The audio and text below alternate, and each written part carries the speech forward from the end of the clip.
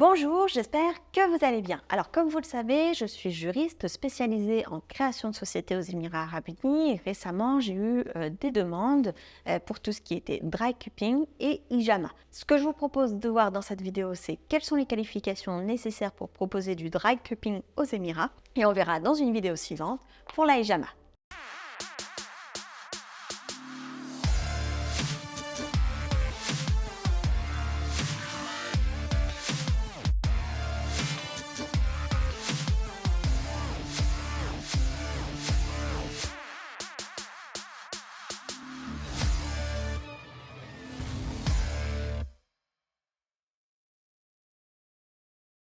Le dry cupping, qu'est-ce que c'est? C'est une forme de thérapie, de médecine peut-être alternative, qui consiste à apposer sur la peau des espèces de ventouses, on peut appeler ça comme ça, qui vont aspirer, donc qui vont créer des zones d'air à faible pression et qui sont censées améliorer en tout cas le bien-être et puis qui auraient des vertus thérapeutiques. Alors pour pouvoir exercer cette profession ici aux Émirats Arabes Unis, pour pouvoir exercer cette technique, il va falloir disposer d'un certain nombre de qualifications. Parmi ces qualifications, il faut avoir un bachelor, soit en santé.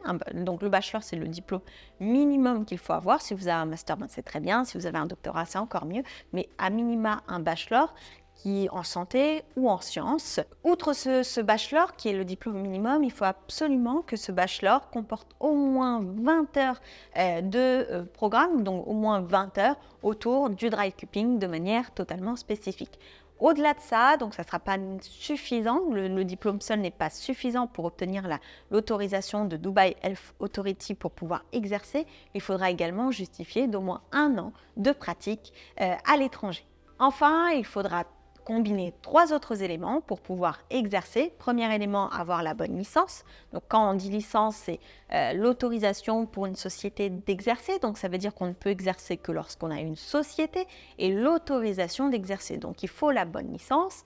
Deuxième élément qui est important, il faut absolument parler anglais parce que pour pouvoir obtenir son équivalence, pour pouvoir obtenir son autorisation à exercer ici dans le dry cupping, il faudra attester de son niveau d'anglais. Pour attester de votre niveau d'anglais, il faudra passer par exemple le TOEFL.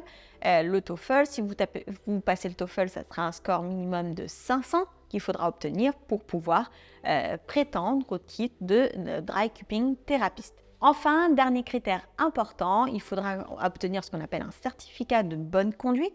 Donc un certificat de bonne conduite qui s'obtient ici auprès des autorités. Donc pour pouvoir être dry cupping thérapeute, si on récapitule, il vous faut au moins un niveau bachelor qui inclut au moins 20 heures de théorie sur le dry cupping, au moins 1 an d'expérience, une licence appropriée, un niveau d'anglais suffisant et un certificat de bonne conduite. J'espère en tout cas que cette vidéo vous aura renseigné, vous aura permis de comprendre, mais également si vous êtes client et adepte de ce type de thérapie, d'avoir les clés pour vérifier que la personne qui pratique cela sur vous soit qualifiée et soit autorisée à le faire, notamment pour des raisons d'assurance. Sur ce, je vous souhaite le meilleur et je vous dis à très vite dans une prochaine vidéo.